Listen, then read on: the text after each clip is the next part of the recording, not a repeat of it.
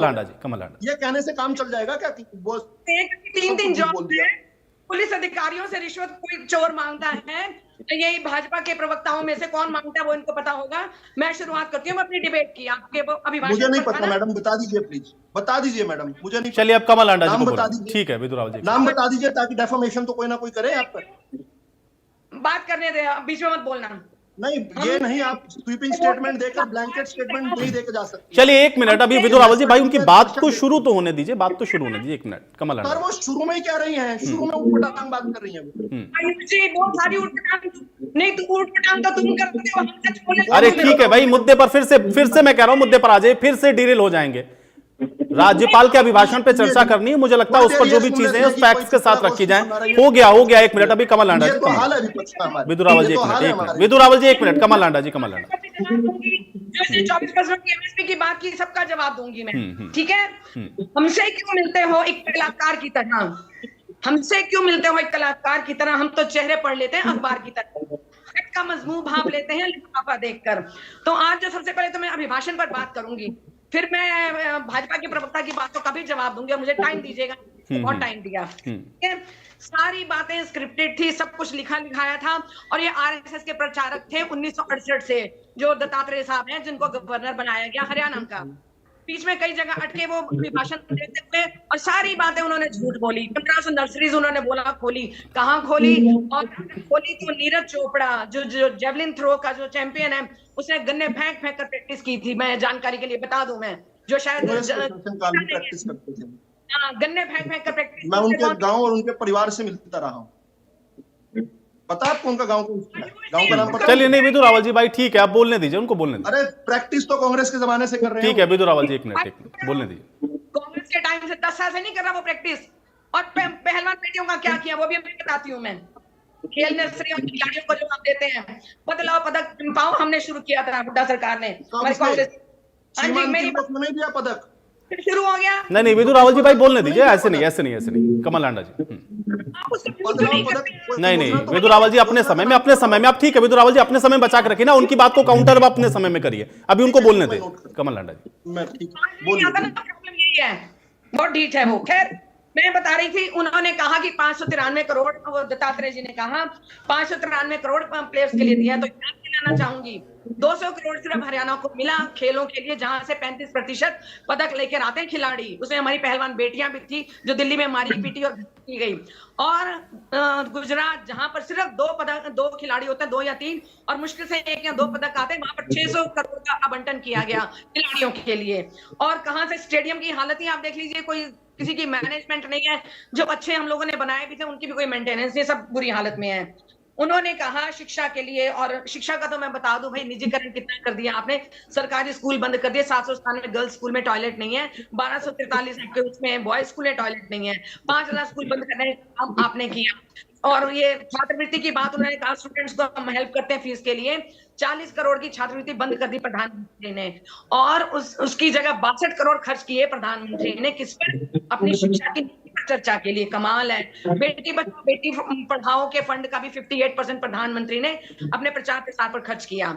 ठीक है, महंगाई और आपकी बेरोजगारी पर कोई बात नहीं की उन्होंने, दत्तात्रेय साहब ने। दूसरी बात, इन्होंने एमएसपी की बात करता, कोई 14 फसलों पर एमएसपी कहता है, कोई 24, बहुत सारी फसलें तो होती नहीं है। और वैसे भी स्वामीनाथन की रिपोर्ट का जो ये डंका बजाते हैं, झूठ बोलते हैं, वो केंद्र का मामला है। क्या मोदी जी ने कोई ऐसा कागज साइन करके दिया, वो दिखाना हमें श्वेत पत्र, नहीं तो माफी मांग कर जाना। ठीक है, दूसरी बात ये कि जैसे खटाखट आपने ये कहा था कि किसानों को फायदा दिया गया, किसानों को तो जितना परेशान किया उसकी कोई कदर नहीं है। उनको पता भी नहीं होता, किसानों ने आयुषी जिन्होंने लोन लिया हुआ है, उनकी जानकारी के बिना उनके जो पेमेंट होती है उसमें से फसल बीमा योजना के तहत बीमे की राशि काट ली जाती है, जिसका फायदा बहुत ज्यादा किसानों को नहीं हुआ।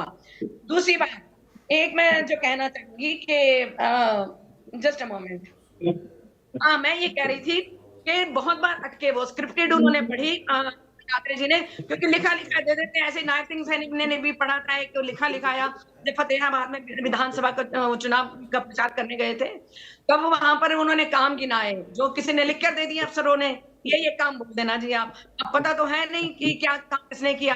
बोला तो जनता उठ खड़ी, उन्होंने बोला जी ये काम तो कांग्रेस के किए हुए हैं, तो चुप होना पड़ा और डीआरओ को सस्पेंड भी कर दिया।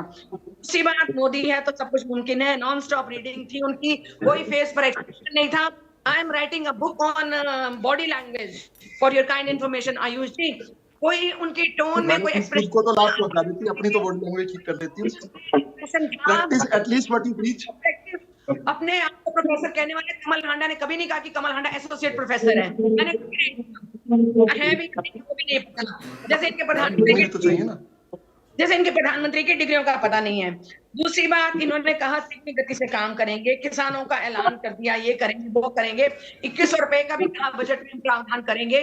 तो कल ही बात हुई थी हमारी एक चैनल पर, 34,000 करोड़ अगर हम 1 करोड़ महिलाएं भी से ऊपर की, 34,000 करोड़ एक महीने का बजट ही 2 लाख करोड़, 30% बजट कर्ज में या उसकी किस्त में चला जाता है। बजट का 30% यानी कि 60,000 करोड़ तो किस्तों में चला जाएगा। तो ये झूठ बोलते हैं, वही काम सभी ने करना है नीचे से लेकर। चलिए, आप भी कह रहे हैं कि कोई विजन नहीं दिख रहा है उसमें, ठीक है। अमनदीप जी नहीं 5 सेकंड दिशाहीन तो थे ही थे, गुमराह करने वाले भी थे, जैसे सारे भाजपा गुमराह करते हैं। ठीक है, चलिए, आप कहने दिशाहीन भी है और गुमराह करने वाला भी। अमनदीप जी, राज्यपाल का अभिभाषण क्या आपको लग रहा है कि दिशाहीन है, उससे कुछ दिख नहीं रहा, विजन नहीं क्लियर हो रहा है और इसलिए बजट से बहुत उम्मीद नहीं है?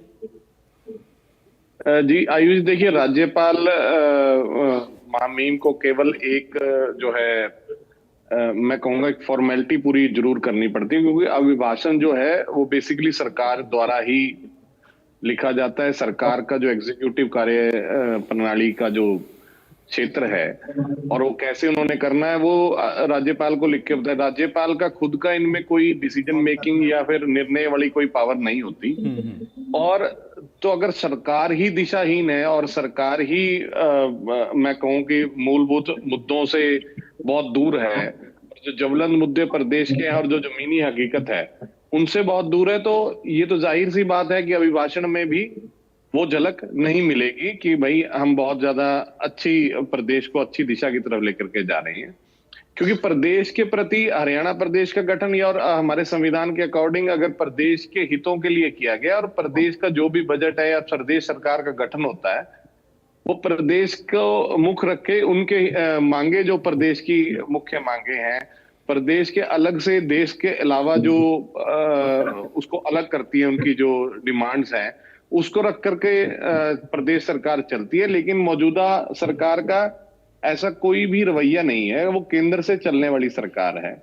और जब केंद्र से चलती है तो उनकी खुद की कोई भी मैं कहूंगा कि कोई डिसीजन हो या फिर कोई खुद देखी दिक्कत हो लोगों की, ऐसी कोई भी झलक या ऐसा कोई समाधान हमें नहीं देखने को मिला। पिछले 10 सालों से हम लगभग देखते आ रहे हैं। जितने भी आंकड़े मेरे साथी प्रवक्ता ने पेश किए भाजपा के, आप देखिए लगातार हम डिबेट्स में उनके यही आंकड़े सुनते हैं। आंकड़ों का संदर्भ ही गलत है। आंकड़ों का संदर्भ, वो कह रहे हैं कि भाई अब आंकड़ों का संदर्भ, क्योंकि आंकड़ों का हमेशा कंपैरिजन एक संदर्भ में होता है। मैं उदाहरण के तौर पे आपको बता देना चाहता हूं कि प्रदेश सरकार का जमीन से कितना जुड़ाव है, जमीन से कितनी दूर है, ज्वलंत मुद्दों से कितने दूर है। इन्होंने फैमिली आईडी बनाई और हमारे प्रदेश में एक बहुत बड़ी समस्या है कि अविवाहित जो है आप कह सकते हैं आदमी और अविवाहित उसमें महिलाएं भी हो सकती हैं, वो काफी बड़ी संख्या में है देश की तुलना के अंदर। वो फैमिली आईडी के बिना ये प्रदेश की सरकार कोई भी सुख सुविधा या फिर कोई भी सरकारी योजना किसी को मुहैया नहीं करवाती। अब अविवाहित व्यक्ति जहां जिस प्रदेश के अंदर बाकी अगर देश से हम कंपैरिजन करें एक बहुत बड़ा मुद्दा हो और जहां पर खुद सरकार अविवाहित व्यक्ति चला रहे हैं, उन्होंने इनको ये पता ही नहीं था कि भाई फैमिली आईडी बना रहे हैं तो एक सिंगल आदमी की तो फैमिली आईडी बनती नहीं है। तो ये जितने भी निर्णय हैं इस तरह के सरकार के, यानी कि वो इनके द्वारा नहीं लिए गए हैं, वो कहीं ना कहीं ऊपर से परोसे जाते हैं। ये तो केवल एक उनका मैं कहूंगा कि पपेट बनते हैं या फिर कठपुतली बनते हैं कि केवल उनके ऊपर से परोसे गए निर्णयों को इनको यहाँ पर सुनाना होता है। इसी प्रकार से जितने भी आंकड़े पेश करते हैं, प्रदेश के अंदर बेरोजगारी दर पूरे देश में सबसे ज्यादा है। उसका मतलब ये होता है कि आज जो हमारे प्रदेश का युवा है वो शिक्षित है वो रोजगार करने लायक है, लेकिन उसको पर्याप्त साधन नहीं है। अब ये आंकड़े किसी पुरानी सरकार के साथ कंपेयर करेंगे, हमने इतने दे दिए, मौजूदा यानी हालात और ज्वलंत मुद्दों से बहुत दूर हट करके, और फिर छाती पीटेंगे कि ये बहुत सही दे दिया हमने। प्रदेश के अंदर 24 फसलों की मैं कहूंगा कि बुआई नहीं होती। अब ये आंकड़े पेश कर रहे हैं कि 24 खरीद रहे हैं, आप 100 कहने लग जाओ, 100 खरीद रहे हैं। अरे भाई, पैदा ही नहीं होती। इस प्रकार का जो मैं कहूंगा प्रचार है, और जो ये प्रचार दिखाना चाहते हैं और लोगों को केवल बरगलाना चाहते हैं, मतलब जमीनी हकीकत से बहुत चलिए, दूर आप ये कह रहे हैं कि सरकार की जमीनी सोच हकीकत से है। दूर, और आपका भी ये कहना है कि विजन है नहीं सरकार के, इसलिए वो अभिभाषण में भी नहीं दिख रहा है। नेहरा साहब, ये रटी रटाई बातें किधर से ज्यादा दिख रही थी? क्या राज्यपाल का अभिभाषण चूंकि एक परंपरा होती है उस हिसाब से, क्योंकि सरकार ने जो किया वो रख रही है, राज्यपाल के माध्यम से बता रही है, या विपक्ष का ये कहना कि इसमें कोई विजन नहीं है, दिशाहीन है, इसलिए बजट से भी हमें कोई बहुत ज्यादा उम्मीद नहीं? कैसे देखते हैं इन तमाम बयानों को? देखिए आयुष, कुल मिला के तो सारा जो मामला है विधानसभा सत्र जो है वही परंपरागत विधानसभा सत्र कहूंगा मैं तो, बजट सत्र जो।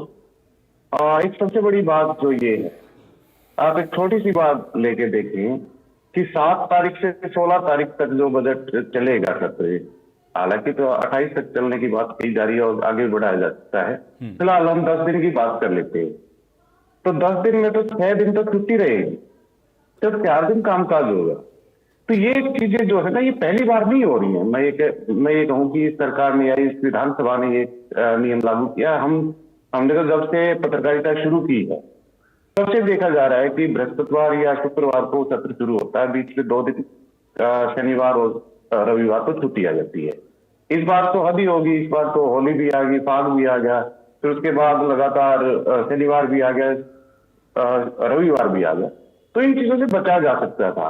उसके लिए कौन करेगा? Business advisory committee. उसमें दिक्कत ये है कि बिजनेस एडवाइजरी कमेटी में होगा कौन? नेता प्रतिपक्ष भी एक सदस्य होता है, लेकिन नेता प्रतिपक्ष अभी बना ही नहीं है। तो ये जो चीजें हैं, मैं ये नहीं कह रहा हूँ, किसी पार्टी को ब्लेम नहीं कर रहा हूँ, ये जो पैसा खर्च हो रहा है विधानसभा सत्र पे, एक आम हरियाणवी का हो रहा है, टैक्स पेयर का हो रहा है। तो एक खाम का व्यर्थ ही है ना, क्योंकि बीच में जो छुट्टियां आती हैं, संडे आता है, सैटरडे आता है, तो उसमें भत्ते भारी भरकम मिलते हैं। और उसके साथ साथ क्या है कि जब जितने दिन तक ये चलेगा, हालांकि कामकाज के दिन कम रहेंगे और वैसे ज्यादा स्पेंड बना दिया इसका, तो जो विभाग के जो टॉप आला अधिकारी होते हैं, एसीएस होते हैं, डायरेक्टर्स होते हैं, तो वो विधानसभा में मौजूद रहना जरूरी होता है उनका। तो एक तरह से ठहर से जाते प्रशासनिक कार्य स्टेट के। तो हालांकि मनोहर लाल खट्टर जब पहली बार मुख्यमंत्री बने थे 2014 में, तो उन्होंने पहले ही सत्र में ये कहा था कि हम कोशिश करेंगे कि सोमवार से सत्र शुरू हो। उन्होंने 1-2 बार ये किया भी था, लेकिन फिर वही पुराने ढर्रे पे आ गई चीजें। तो इस पे सोच विचार करने की जरूरत है। इसमें सत्ता पक्ष को भी, विपक्ष को भी एक जो रचनात्मक नहीं, लेकिन अमित जी, क्या राज्यपाल के अभिभाषण में आपको लगता है कि कोई विजन नहीं है या दिशाहीन है? क्योंकि विपक्ष का ये कहना है कि कुछ भी नयापन उसमें नहीं है, वही बातें हैं, वही रिपीटेशन हो रहा है। देखिए, अभी सभी जो वक्ताओं ने बात कही कि सरकार द्वारा लिखा गया, उन्होंने एक भाषण पढ़ा, अभिभाषण। तो मुझे बताइए कौन सा राज्यपाल ऐसे रहे हरियाणा में खासकर जिन्होंने सरकार द्वारा तैयार किया गया भाषण ना पढ़ा हो, अपने विवेक से पढ़ा हो? ये परंपरा है, क्योंकि सरकार का एक आईना होता है, वो ही पढ़ते हैं। हालांकि लंबा अभिभाषण था, मुझे लगता है कि हाल फिलहाल में सबसे ज्यादा लंबा अभिभाषण यही रहा होगा। 103 बिंदु थे इसमें और काफी हद तक उन्होंने टच किया भी है। तो मुझे नहीं लगता कि इस पे ज्यादा आलोचना की जानी चाहिए चीजों की। हाँ, आगे जो सवाल जवाब होंगे तो कटघरे में खड़ा करिए, ये तो एक संवैधानिक पद है, वो तो वही पढ़ेंगे जो सरकार उनको देगी। उनका अपना खुद का तो नहीं है ना, ये एक सरकार का विजन पढ़ रहे हैं वो। जब सवाल जवाब होगा, 0 आवर होगा, तो मैं ये चीजें की जा सकती हैं। आप मुद्दे उठाइए। ठीक है, विदु रावल जी, विदु रावल जी जवाब दीजिए।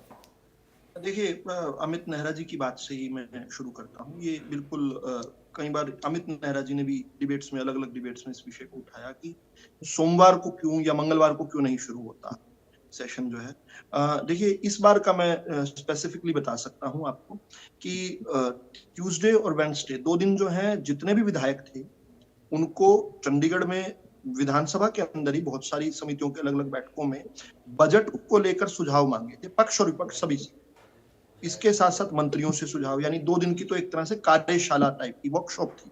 यानी उसको अगर उसको विधानसभा का अगर सत्र का रूप दे देते तो एक्सचेकर पर बहुत सारा खर्च लगता। तो वो 2 दिन तो ये जो थर्सडे था उसमें हम जानते हैं, क्योंकि अमित नेहरा जी कवर करते हैं चीजों को, पहले सर्वदलीय बैठक थी और फिर बीएससी की बैठक यानी बिजनेस एडवाइजरी काउंसिल, जो कि तय करती है कि पूरे समय विधानसभा में क्या होगा। थर्सडे को ये हुआ। फ्राइडे को जो है जैसा आपने कहा सत्र शुरू हुआ। अब ये सत्र अगर मंगलवार से शुरू किया दिखाया जाता तो ये 3 दिन का जो खर्च है ये आप और मुझे यानी एक्सचेकर को पड़ता है। मुझे लगता है कि इस बार तो आप कम से कम ये शिकायत नहीं कर सकते। हाँ, आगे से जैसे मनोहर लाल जी ने तो खुद आपको यानी आप जैसे और भाइयों की जो इस बात को एड्रेस करते थे, उन्होंने कहा था कि प्रयास करके हफ्ते के शुरू में सत्र शुरू होना चाहिए।